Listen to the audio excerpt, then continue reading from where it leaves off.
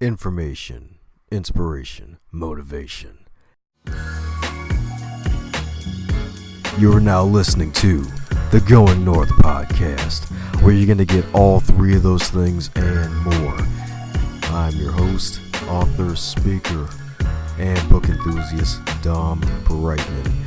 Every Monday and Thursday, you're going to hear the voice of a different author sharing their stories of how they had to overcome some trials in life to become the best versions of themselves, publish their work, and get the most out of life, and to help you get the most out of your life.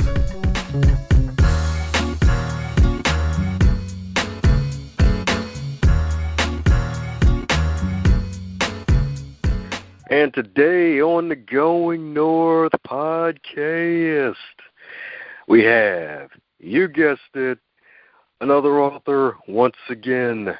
But this author right here has many talents and many interests. This wonderful author right here is not just an author, she is also a confident speaker. You heard that right, folks. A confident speaker. I know public speaker, professional speaker. She's both of those, but involving the field of confidence. She's a world traveler and a philanthropist. This wonderful lady right here has climbed many peaks, and she's looking to keep climbing, if not going north, if I do like to add myself. And she is on a mission to empower the masses, especially the youth. And you're probably wondering, who is this wonderful person that I got today on the podcast? It's the one and only Roseanney Liu. How are you today, ma'am? I'm doing awesome. How are you doing, Dom? Oh, doing great. Yes, awesome. Happy Friday to you and the listeners. Well, this will air on Thursday. Oh, it's all good. We'll say happy Friday, folks. We'll probably throw some people off in the road. Like, wait a second, I should be happy. Why is it not Friday? Oh, it's Thursday. Crap.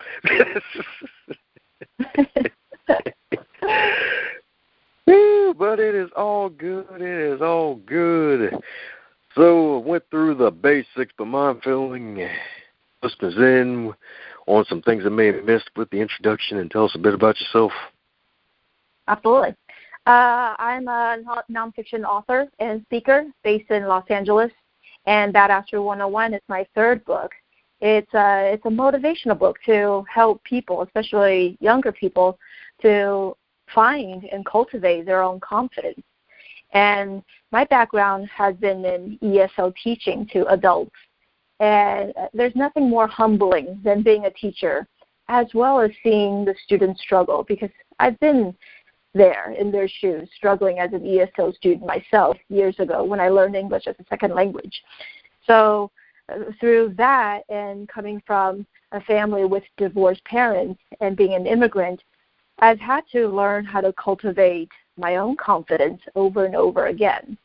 So I've thought, after giving so many pep talks to my friends and learning from them as well as cheering them on from the sideline, I realized that I've got to write this book. I've got to write this book that's based on so many pep talks that I've given to other people on how they can find their own confidence instead of waiting for it to come to them.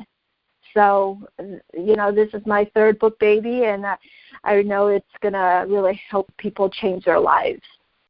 Oh, yes, change their lives indeed, and not just through the coins and the nickels and the dimes either. Yeah. Part of the motivational books and stuff like that out there is to help people be their best self. So I believe Badassery 101 is one of the tools with which they can do it. Yes, ma'am, indeed. And I did like what you mentioned earlier about teaching being a humbling experience. I mean, when you're teaching, you're basically learning something twice. Yeah, exactly. Because it's one thing to really know the subject matter, right? But it's another thing to teach it and make it understandable to others who are probably coming from other types of intelligences than you as a teacher. So be able to explain it in a way and show in a way so that they understand that's a whole other level. But I've enjoyed the challenge for the past 14 years, and I love the light bulb that shows itself in the students' faces when they get something. That's right. It's like, yes, I actually checked off a list item today. That student right there is happy for the moment. They now know something. My job is done. Now I'll go and eat a bonbon, right? or have another sip of coffee. Yeah, it's probably the healthier option. Yeah. I'm not sure I've heard of teachers eating bonbons, but definitely coffee for sure. Yeah, more coffee to go with the students. Keep up with all the paper grading. Oh, yeah, especially one of those teachers who love to give those 100-plus question exams. Oh, yes. It'd be easy for the teacher if it's multiple choice, but not so if it's an essay question. That would just take forever to grade. Oh, yep. That's even worse because you have to actually read it, and if it's not understandable, then it's going to be an arduous journey. Yep, quite painful. Could be quite painful to read. Like, oh gosh, no! Have I failed? That's the English teacher. No. What is this ampersand doing here? Oh man, but it's awesome though because it got to give respect to the teachers, especially because I mean it's, as you mentioned earlier, it's humbling and you learn something twice, and the pay is not always good and it may not always be there. Exactly, but I think really good teachers don't go into the profession for money, although we should pay teachers more. They really go in it for the service, to be of service to students. And same with speakers, I think. I mean, for the most part, speakers are trying to share something that will help people do their lives better. So we really have to come from a place of service, first and foremost, to provide value. That's right, providing value, especially when you do it to start off, is one of the best things ever. Yes. So with teaching for 14 wonderful years, what led you to becoming an author? I think it's kind of a symbiotic circle, teaching leading to writing, to workshopping, leading to speaking. I think it's a ever-evolving, continuous circle of relationships that I have with these three fields. So to me, it was kind of a natural evolvement. I've had academic writing published, so through my life experiences and my observations of people, as well as my own experiences, it was only my life and how my lessons could help other people as well. So going from the academic setting to now nonfiction writing that could help other people, to me it was just kind of a natural thing. I would say, but if there's a bridge in between, it would be that while I've been teaching, I've always also freelance written for local magazines and newspapers. So in interviewing people for those local human interest stories, that's got my writing juices going. I'm really curious about people and what makes them tick, and I love writing about my observations of how they work. So it's been kind of a natural progression to write my own books. Beautiful indeed. I bet you felt like $1 million when you saw your name on the cover of your first ever book. Yes, absolutely. Even my first article in print, it's really great for the ego, and if your article resonates with somebody, that either helps them or helps them understand something, that's really one of the responsibilities of a journalist and a writer. So, and this, seeing your name in the byline or on the cover of your book, it's definitely a satisfying milestone. That's right, a great milestone indeed. So from teaching for 14 magical years of publishing, I believe you got 4 out now, right? My 4th one is coming out next month. It's a collaboration with 16 other authors. And the 5th one is coming out in October. But yes, Badassery 101 is my 3rd book baby. That's completely my own. Woo! There we go, baby. She has enough for her hand now. Soon she'll have enough for 2 hands. There we go. That's the idea. Yes, ma'am, indeed. So what trials did you have to overcome in order to get to where you currently are? Oh, so much. So much. I think, when people learn the lessons, and ourselves especially, and we share them via whatever type of media we want to put out there, whether it's a video or art or writing or music, and we share, part of our human condition via our chosen medium of expression, it's really a way to connect with other people. So with me finding and amassing my own confidence, I've struggled a lot, as an immigrant in the first 2 years of being in this country, learning a new language and acculturating to a brand new culture. And I was on the heel of my parents being divorced when I was younger. So in a span of several years, I've had to struggle a lot and had to find my own confidence again in order to be myself. So with all these experiences, as well as, trying experiences in adulthood, I learned how to amass my own confidence. So I share them in terms of 10 strategies on how people could do it themselves, for themselves as well, so that they can always tap into that confidence that they need, and instead of looking for other people or other mediums of validation. So once they do these 10 strategies consistently and for a long time, they will be able to also tap into the confidence they need in order to have the life that they want to have. Very true what you said there. You had to do it for a long time. Folks forget the time piece of everything. We're like in the microwave generation where they want the cup of noodles to really be filet mignon and like a whole bucket full of crabs. But that doesn't happen overnight. It happens over many nights and many days. Exactly. This is an instant gratification generation. So one of the things we keep reiterating to younger people is that nothing happens overnight, and especially success.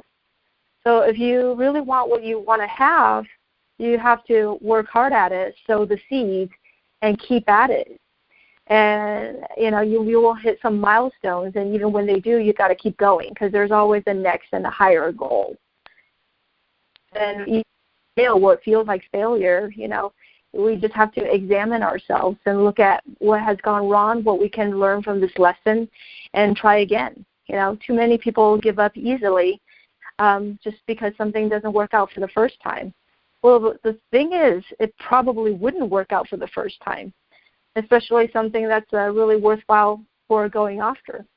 So we have to build our own resilience and confidence to try again until we get what we want. And this generation that we're raising up doesn't quite get that, I feel. Wouldn't you agree? Oh, I agree indeed, fully. Yeah. The microwave generation. Oh, that's right. The Hot Pocket isn't going to work. Hot Pocket. Hot Pocketing doesn't lead to filet mignon, does it?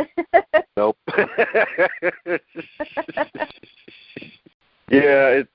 Funny enough, it was kind of reminds me of the time a past guests were talking about how kids these days have it a lot easier than us, because when it comes to TV shows, you had to wait a week for the new episode to show up, and then the season ended. You had to wait a whole few months. I mean, sure, when it comes to seasons, that's still the case, but nowadays you can go to Netflix and binge watch a whole season. You have to wait for like anything. It used to be hard to like get those on VHS and all the other stuff. And with Amazon now, one of his kids actually walked outside and was wondering where the package was after ordering it, because everything comes so fast nowadays. Exactly. I think, a lot of people today forget that, because it's instant gratification society, we forget that a lot of things are worthwhile. We need to sow the seeds. We need to plant and till the soil and water the soil and feed it for a whole season before we can even begin to see anything spring up from the soil. And a lot of people forget that because given the society that we're in. So when things get hard and things don't happen the first time they attempt it, they kind of just give up. And so what this book and my talks help serve the people is to remind them that you've got to find your own confidence to try things again. And no one's a better teacher than failure. And if you're willing to learn from the failure and learn the lesson, then you will increase your chance at success the second time, the third time, the subsequent times that you tried it again. And this is something we really, really need to remind young people. Yes, ma'am, indeed. Yes, ma'am, indeed. With the whole sowing seeds thing, it kind of opened up a thought for a metaphor of like sowing seeds and it grows into a giant tree. So if we were to metaphorically grow a tree in every child, metaphorically a tree of values, core values in life, or at least 3 of them, which ones would they be? Core values in life. I would say, number one is, one of the chapters from my book is, you got to be your own number one fan. Meaning you got to know you are good enough and that you're worthy. You got to know what you're really good at. You have to support yourself and believe in yourself first before you ask anybody else to believe in you. Because if you don't act like you support yourself, you don't act like your own champion, why should anybody else support you? So being your own number one champion and fan, it's got to be one of the keys I share with readers and people. And 2 is you create your own reality. You know, you can be a victim. You can choose to see yourself as a victim in circumstances and situations, or you can choose yourself. You can choose to see that this learning lesson, this is something I need to learn from myself because there's failing in this, there's mistakes in this, and I have to tell my own reality. So if I choose to be the victor, if I choose to see that there's a lesson here for me rather than being a victim, then this reality will work out much better for me. So that's the second thing I share with people. And the third is, tell perfection to take a hike and just do it. We all want lots of things. And as we talked about before, because this is an instant gratification society, everybody wants what they want now at the click of a button.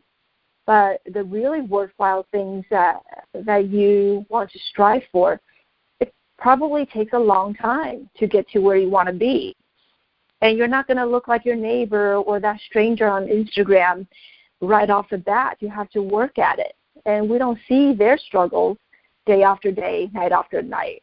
They're posting pictures on Instagram and Facebook of what they want you to see.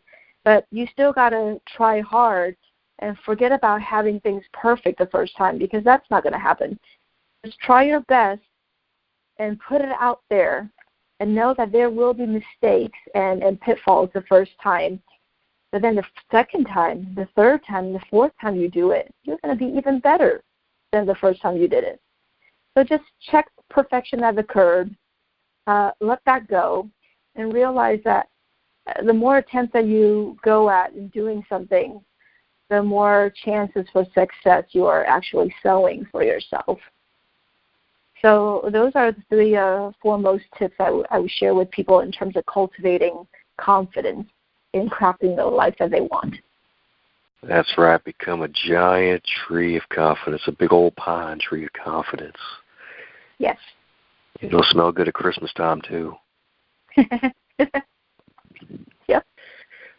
Oh, man, I do love what you said about making perfection take a hike. Yeah. Oh, man, that's right.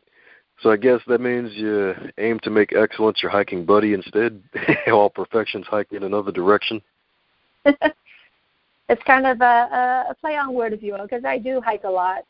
I'm an avid hiker, so you could tell perfection to take a hike as well, because it's a mirage that we don't really need to aim for. What we can aim for is excellence and how to do things better than how we did it before. But chasing perfection and expecting that happens on the first attempt is unreasonable. And it will actually keep people from trying. If you expect perfection to happen the first time, it's just not going to happen. And some people shy away from trying at all. But the truth is, the more times you do something, the more likely you will get closer to excellence. And that's what we should strive for. Yeah, that's right. That's right, because perfection is like the oily guy for the Family Guy episode. Everybody's trying to chase the oily man down, and then you try to grab perfection, but it's so darn slippery it slips out of your hand. You got to keep chasing it. Yep, exactly. So is there like a set amount of books that you aim to write before your time is up on the planet? Are you aiming to write maybe 10 books, 20 books, or maybe 80? Is there a specific number you're going for? No, not at all. I don't aim in terms of numbers, although this year is shaping up to be a crazy productive year in terms of writing and publishing. It's kind of happened that way because I've had quite a few collaboration opportunities on the subsequent books. So my goal is to write the books on topics that interest me, that I think could somehow help people or help a certain kind of audience, and publish them. So that's my goal is to do that as a nonfiction author. So my goal is not so much tied to a number, but it's more like producing the content that I want to produce, and hopefully along the way that I find an audience that will resonate with the content. Beautiful indeed, beautiful indeed. So with writing your books, I'm pretty sure there's some other books that have inspired you. Mind sharing a title or two with the rest of the world? I recently read Shonda Rhimes' Year of Yes. She's a TV writer, producer of Grey's Anatomy and How to Get Away with Murder and Scandal. And her book was amazing. It's really inspiring on saying yes to yourself and saying yes to opportunities and saying yes to the things that really scare you. So she had a year of yeses, which she really came out of her shell and, became a different Shonda because she said yes to lots of different things that she would have said no before. And another great book I finished earlier this summer was The Third Door by Alex Banayan. This is a young man who dropped out of college at USC and went on the game show The Price is Right. Figured out how to game the game show and walk away being the winner of that show because he figured out a system by just talking to a bunch of people in line at the same show. So with that money that he won from the show, he tried to interview a bunch of famous and successful people on what the secret formula to success is. And his book is about some of the successes and failures and hardships that he's had in trying to get these people to be interviewed. Some people said yes, and some people said no, and said no, and said no again. So in reading about his experience, it was really a fantastic reminder on how in pursuing the things we really want, we have to knock down lots of doors. And sometimes we have to find unconventional ways to do the things that we really want to do in order to reach our goals. And Alex definitely did a lot of unconventional things in trying to reach his goal. I really enjoyed these two books that I read recently. Yes. The Year of Yes. Oh, I said yes a lot. But yeah, that book, oh man, that book, yeah. Still to finish that when I got around a couple chapters into good stuff. And funny enough, for one of our past guests, Christy Lindor, she highly recommended that book too. That helped her to get a lot more confidence. So in a way, she found her inner badass that, like to help inspire us to let out as well. So that's freaking awesome. Yeah, it's incredible. Well, that's right indeed. So if you were 25, but this year in the year of 2015, but you get to keep all of your gained experience and knowledge. What advice would you give to yourself? I would say practice being patient, because nothing happens overnight. Today's 25-year-olds, I think, really, I see them really struggling with that. Have the patience to keep working hard, because what we want isn't going to miraculously show up overnight in front of us.